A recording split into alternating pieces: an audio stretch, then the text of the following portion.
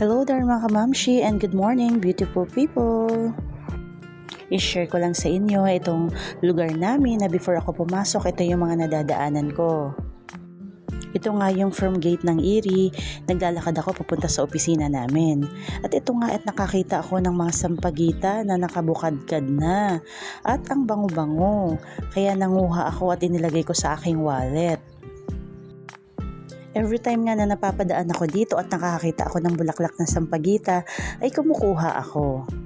Ito nga guys, yung view na nadadaanan ko bago ako pumasok. Tingnan nyo naman at napakaganda sa umaga. Ang ganda ng sunrise, diba? O ayan, so nag-vlog muna ang Mami Ruthie. Dahil pinapakita ko nga sa inyo yung kagandahan ng view dito. Ako lang talaga yung hindi maganda, char. Every time nga na napapadaan ako dito, hindi ko mapigilan ang aking sarili na